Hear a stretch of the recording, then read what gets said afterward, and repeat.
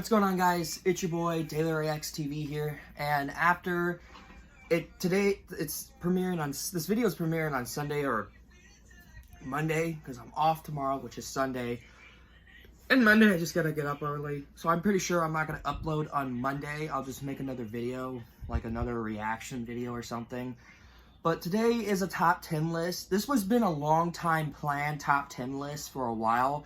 And just for rewatching the entirety of the show again and revisiting it, I decided to do my top 10 saddest stuff that has happened in the 2012 TMNT show. These are the parts of the episodes of the show also that made me sad, that made me bawl every time I watch it, and of course made me think back from the first time I watched it and ask myself how sad it got even more growing up as a 20-year-old. And also, I just want to give a big, massive shout out to thank them for supporting for the long wait of this video as well.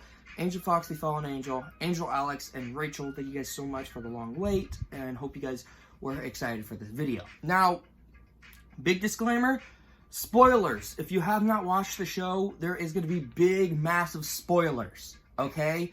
I'm just throwing it out there to you guys, so you guys don't fucking get pissed at me for not adding spoilers on it. But I do have two honorable mentions, and they are as follows. You ready?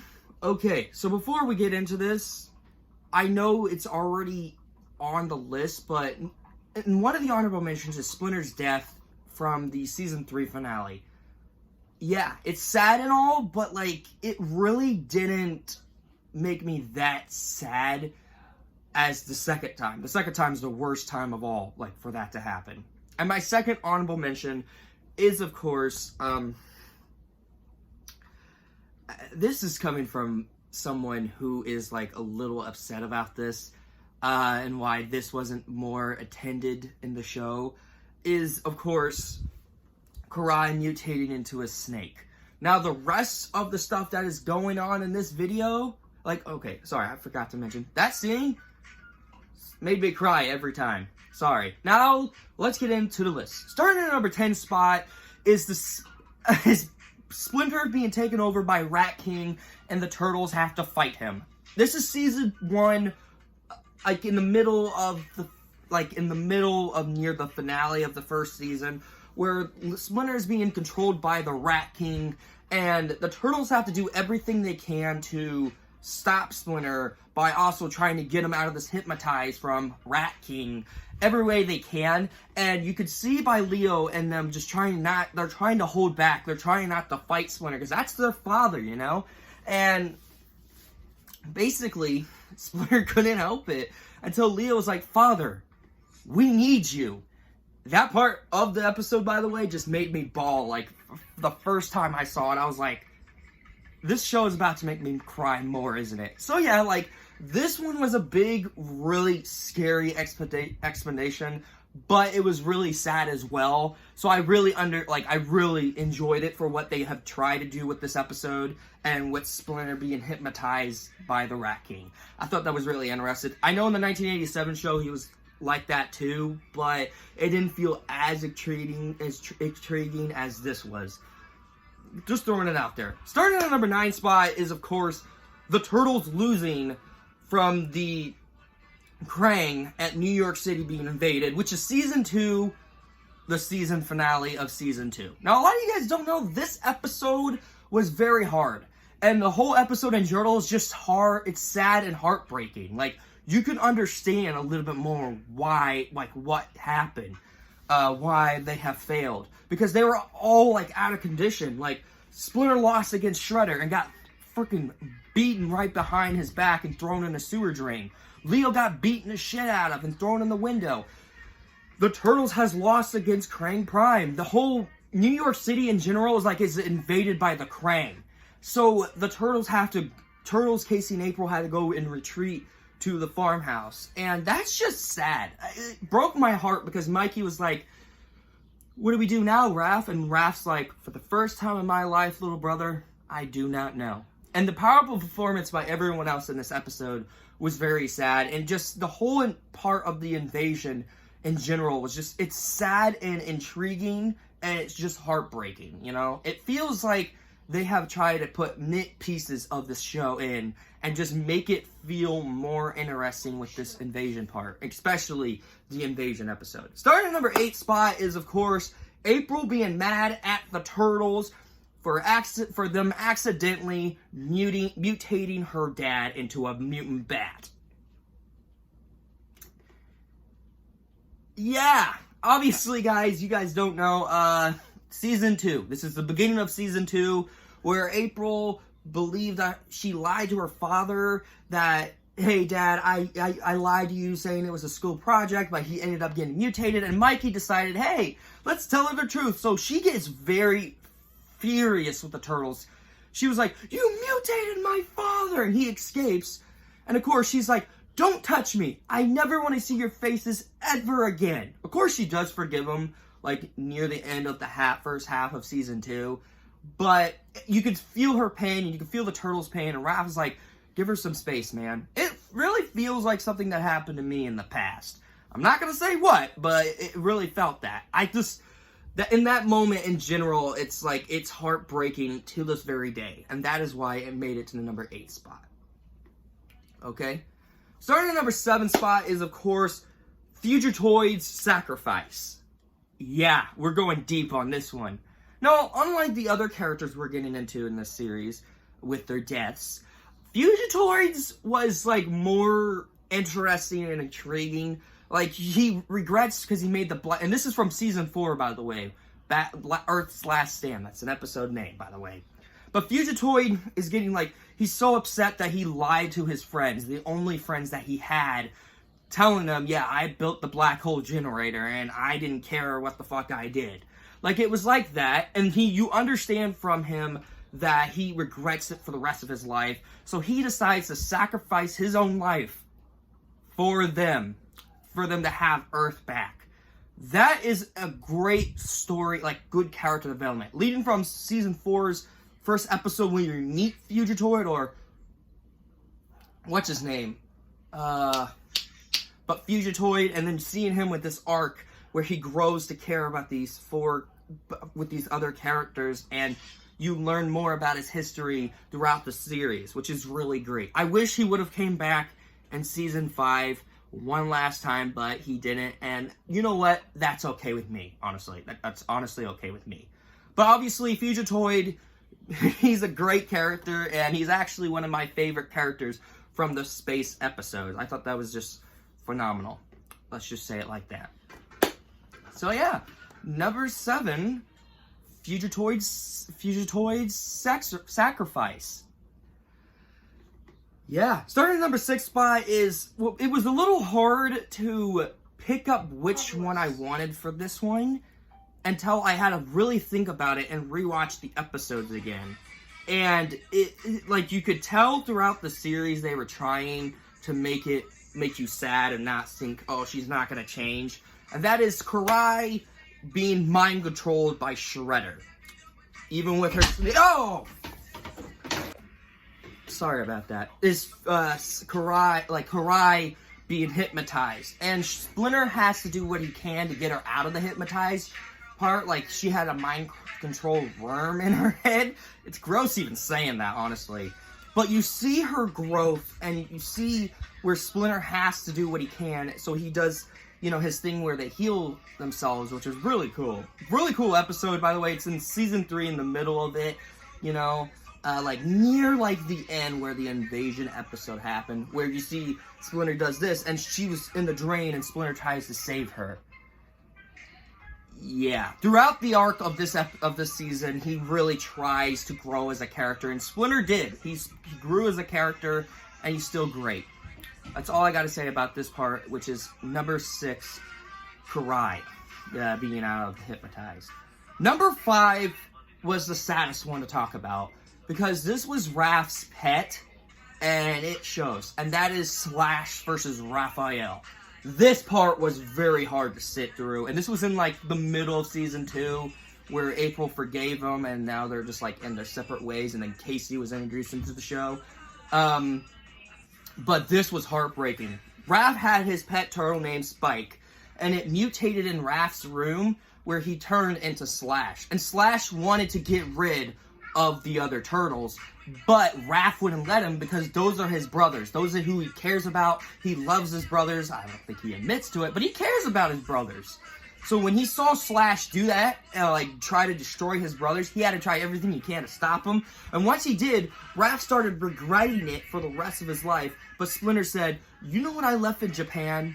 He's like, "No." And he's like, "I found myself a new family and people I care about." That means Splinter tells him you need to like rely on your brothers more often. I think this one was a good meaning to the show. And it was actually one of the best part of the show. And it made it feel more realistic than any of the other episodes we had in the other show. So yeah, number 5 is Slash versus Raph. Number 4 is, of course, Timothy. Or, as we call him, Mutagen Man. And his, like, literally the way what happened to him when Donnie had to trick him. This one was very hard to sit through. I remembered seeing Pulverizer at first being like, yeah, he's very annoying. But once I got older, I started to love Pulverizer a little bit more. And when I heard his name is Timothy, that's even when I was like, okay, am I going to start growing to a character that's going to get mutated pretty soon? And yes, he got mutated into Mutagen Man. And he comes after April, when April and the Turtles weren't talking. And this is also in the middle of season 2.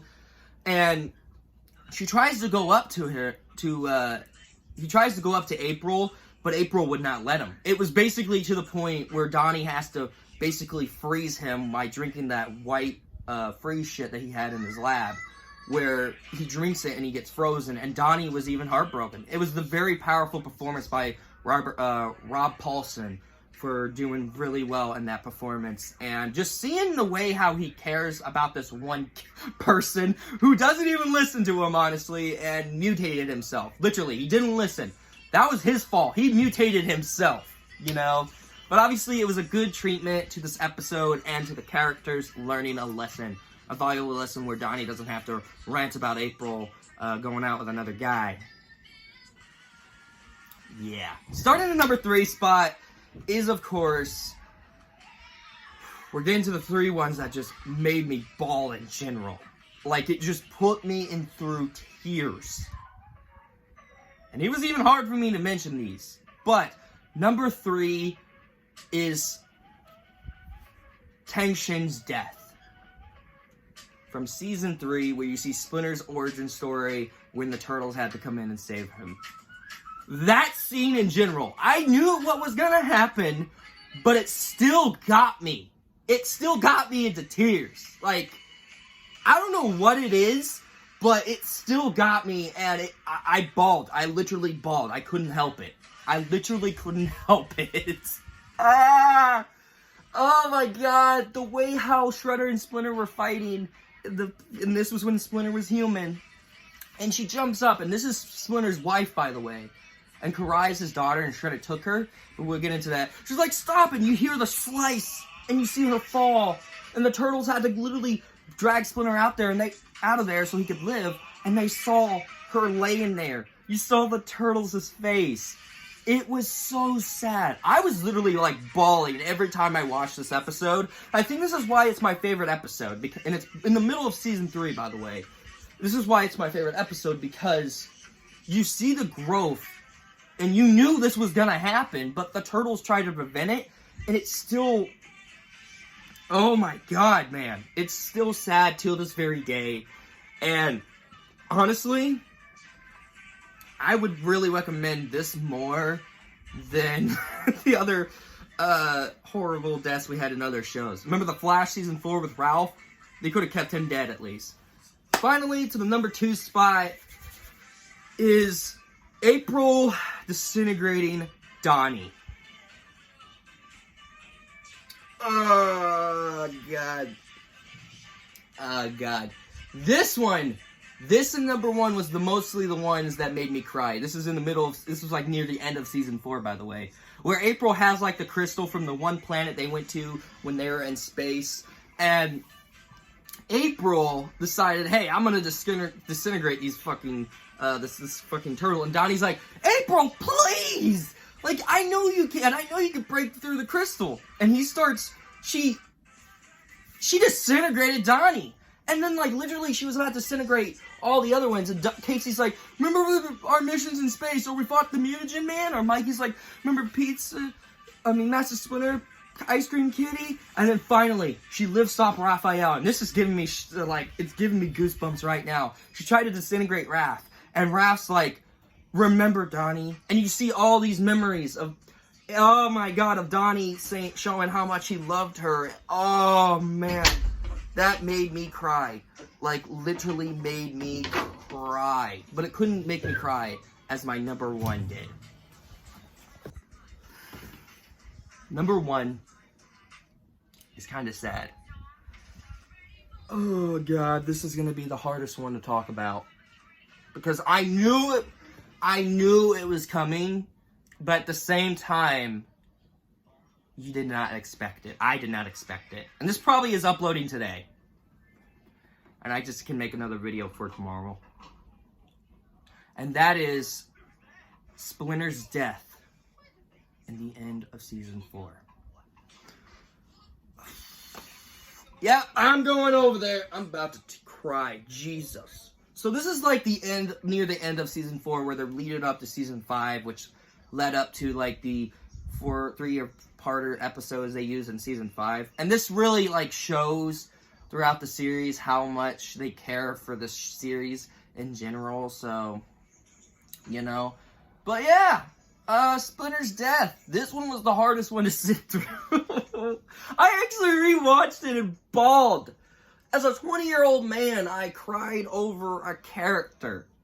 You know what? It happens. I'm an emotional wreck.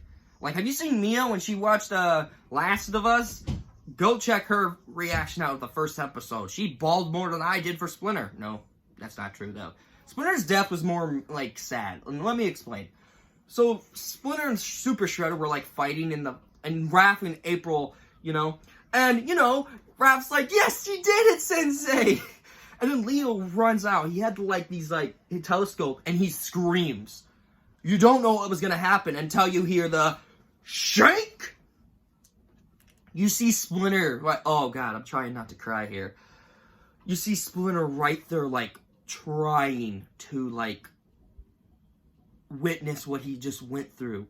Splinter picks him up, and he's like, tonight, Hamato Yoshi dies! And throws him off the cliff. And you see the turtles, and you hear Leo yell, no, really loud. And you see the turtles just sitting there. I'm trying not to cry here. You see them standing, like, literally right there,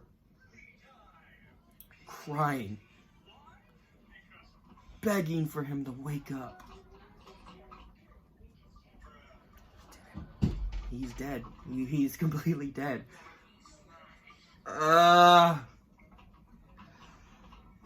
By far, that was the saddest one out of any of these episodes. I saw this episode at Lori's house in a trailer park. And every time I watch it, it's like, I don't know what to say anymore.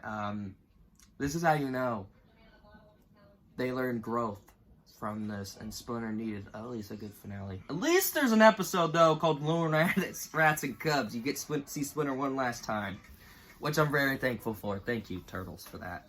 I would add the Mutant Apocalypse episode where Leo gets double mutated, but it didn't make me cry as much, and it didn't make it on the list. But maybe I'll make a part 2 to this if you guys want me to. But yeah, that is my top 10 saddest things that has happened into the show.